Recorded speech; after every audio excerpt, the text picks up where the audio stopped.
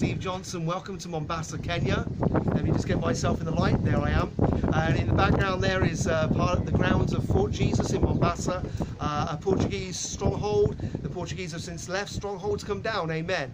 And I'm talking to you about how Joshua led the children of Israel into the promised land, into their inheritance, and took on and defeated giants. You know, you have an inheritance in Christ, but there are giants standing in your way. And today I want to speak about one particular giant known as the Amorites.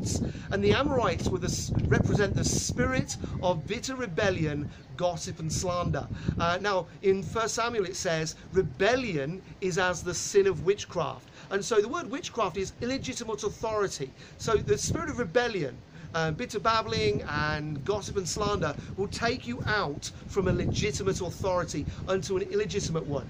And so we have the story of the man who came to Jesus. He said, my servant is sick. He said, but you don't need to go to his house, just speak the word, because I know how this works, because I also am a man under authority. I say to this man, go, and he goes, to another man, come, and he comes. So you see, to walk in authority, you need to be under authority. No one dared challenge this man's authority because he was under the authority of Rome. So Rome backed him to the hilt. So when we're under the authority of Jesus, he backs us to the hilt. So look at the authority figures in your life, whether it's parents, whether it's teachers, whether it's law enforcement officers, or your employers at work. How are you when they tell you to do something? Do you have an attitude of rebellion? Are you always backbiting them? Are you speaking behind their back all the time? Are you always gossiping about people? Have a look at your social media page. Is it saying lots of bad things about people and spreading things that you can't actually prove?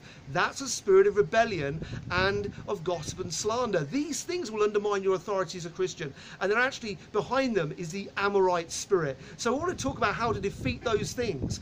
We have the example of Jesus in Philippians 2.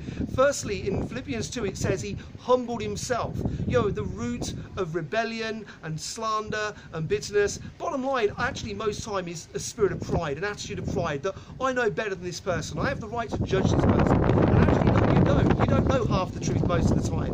And so we see this in our political sphere, how people try to bring down politicians. We're seeing it all the time now. It's a very disgusting thing. And we need to name that Amorite spirit for what it is. It's ungodly, it hinders you, and it's robbing you of your inheritance. So Jesus in Philippians 2, he humbled himself. So humility, it's learning how to keep your mouth shut. That's humility. It's a mark of humility.